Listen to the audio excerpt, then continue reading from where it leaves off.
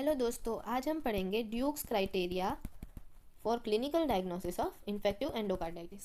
इसमें दो टाइप के क्राइटेरिया है, मेजर क्राइटेरिया और माइनर क्राइटेरिया।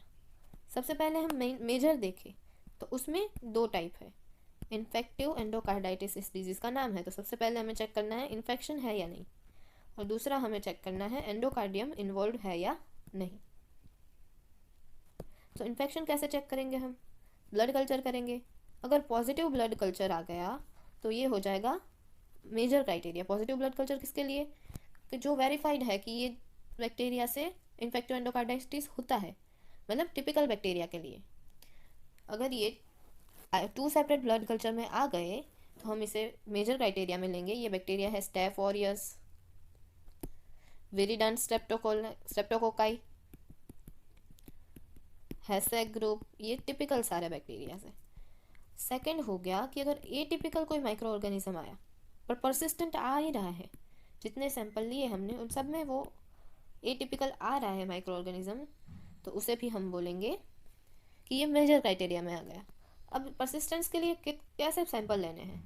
तो या तो हम 2 सैंपल ले सकते हैं 12 आवर्स के इंटरवल पर, या फिर हम एक सैंपल लें, उसके आधे घंटे के बाद दूसरा सैंपल लें, और उसके आधे घंटे के बाद तीसरा सैंपल लें। ऐसे 3 सैंपल ले सकते हैं। इसमें अगर ये परसिस्टेंट एटिपिकल माइक्रो ऑर्गेनिज्म आया तो उसे हम बोलेंगे मेजर क्राइटेरिया। और कॉक्सेला बर्नेटी जो है, अगर एक भी सैंपल में इसका जो टाइटर है वो 800 से ज़्यादा आ गया तो हम इसे मेजर क्राइटेरिया में लेंगे। टाइटर किसका देखना है? कॉक्सिला बर्नेटी के अगेंस्ट जो आईजीजी एंटीबॉडी बनते हैं उनका टाइटर अगर 800 से ज़्यादा आया तो उसको हम बोलेंगे मेजर क्राइटेरिया में। अब इन्फेक्शन का तो पता हमें चल गया। अब हमें पता करना है एंडोकार्डियम इन्वॉल्व है या नहीं। इसकी 2 मेथड्स है। एक तो हम इकोकार्डियोग्राम कर सकते हैं। इकोकार्डियोग्राम में कैसे पता चलेगा? तो अगर उसमें ऑसिलेटिंग सा दिख रहा है, ऑसिलेटिंग इंट्राकार्डियक मास, एब्सेस दिख रही है, ऐसा कुछ होगा तो हमें पता चलेगा कि एंडोकार्डियम इन्वॉल्व है। या फिर वाल्व्यूलर रीगर्जिटेशन आ रहा है जो कि पहले नहीं आ रहा था। वाल्व्यूलर रीगर्जिटेशन भी एंडोकार्डियम इन्वॉल्वमेंट की साइन देता है, तो इसको भी हम लेंगे मेजर क्राइटेरिया में। अब हम देखते हैं माइनर क्राइटेरिया।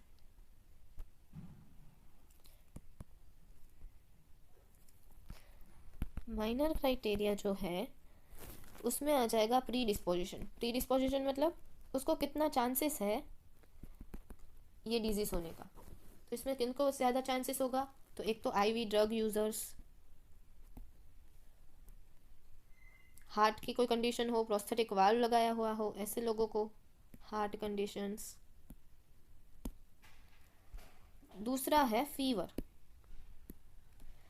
किसे बोलेंगे हम? मोर देन 38 डिग्री सेल्सियस अगर टेम्परेचर उसका रह रहा हो तो उसको हम माइनर क्राइटेरिया में लेंगे। फिर 3 फिनोमेना है। एक होगा वास्कुलर फिनोमेना।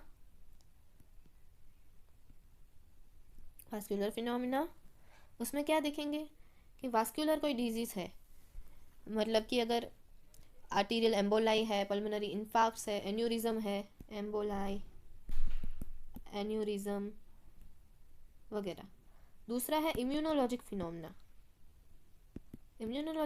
में हम क्या देखेंगे कि एंटीजन एंटीबॉडी डिपोजिशन से कोई ऑर्गन डैमेज है, ग्लोमेरुलोनेफ्राइटिस है, ऑसलर्स नोड्स है, रोड स्पॉट्स है, र्यूमेटिक फैक्टर है, ऐसा कुछ। और लास्ट आ जाएगा माइक्रोबायोलॉजिकल एविडेंस। इसमें क्या आएगा? एक्टिव इन्फेक्शन तो उससे मीट नहीं कर रहा है, परंतु पॉजिटिव ब्लड कल्चर इसका हमें मिल रहा है। तो मतलब इन्फेक्शन एक्टिव नहीं है पर ब्लड कल्चर में कल्चर करने पे बैक्टीरियल ग्रोथ हमें मिल रहा है। तो ये हो गया माइक्रोबायोलॉजिकल एविडेंस। अब हम देखते हैं कि अब हम कब कहेंगे कि इस पेशेंट को हमारे इन्फेक्टिव एंडोकार्डाइटिस है। हमारे पास 2 हो गए मेजर क्राइटेरिया और 5 हो गए माइनर क्राइटेरिया। तो अगर ये दोनों मेजर क्राइटेरिया है, 2 मेजर, तो हम बोल देंगे कि हाँ इसको इन्फेक्टिव एंडोकार्डाइटिस है। एक मेजर है और उसके साथ 3 माइनर है तो हम बोलेंगे कि इसको इन्फेक्टिव एंडोकार्डाइटिस है। और पाँचों माइनर है तो भी हम बोलेंगे इसको इन्फेक्टिव एंडोकार्डाइटिस है।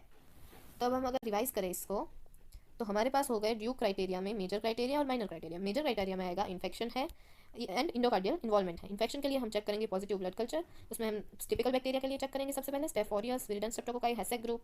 फिर अगर परसिस्टेंट सैंपल लेने पे हमें एटिपिकल माइक्रो ऑर्गेनिज्म उसमें दिख रहा है,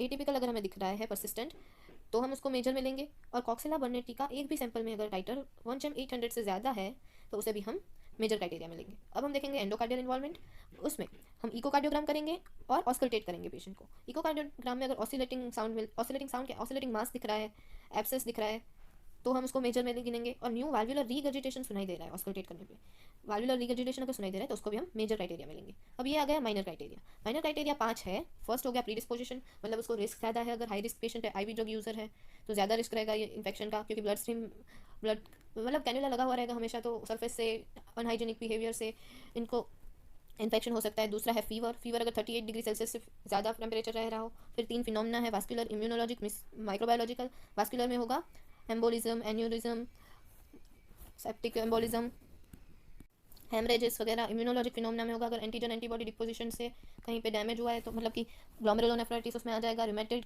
फीवर उसमें आ जाएगा, रूमेटॉइड फैक्टर उसमें आ जाएगा, रॉड स्पॉट आएगा उसमें। और लास्ट हो गया माइक्रोबायोलॉजिकल एविडेंस। अगर एक्टिव कोई केस नहीं है, एक्टिव हिस्ट्री नहीं है, परंतु अगर इसमें पॉजिटिव कल्चर मिल रहा है सीरम कल्चर करने पे, तो उसे भी हम माइनर क्राइटेरिया में गिनेंगे। और ये डायग्नोसिस के लिए कैसे मानेंगे कि इन्फेक्टिव एंडोकार्डाइटिस है या नहीं है। तो अगर दोनों मेजर कंप्लीट होते हो तो इन्फेक्टिव एंडोकार्डाइटिस है, एक मेजर और 3 माइनर कंप्लीट होते हो तो इन्फेक्टिव एंडोकार्डाइटिस है, और 5 माइनर कंप्लीट होते हो तो भी इन्फेक्टिव एंडोकार्डाइटिस है। थैंक यू फ्रेंड्स, ये था Duke's criteria for infective endocarditis. Thank you.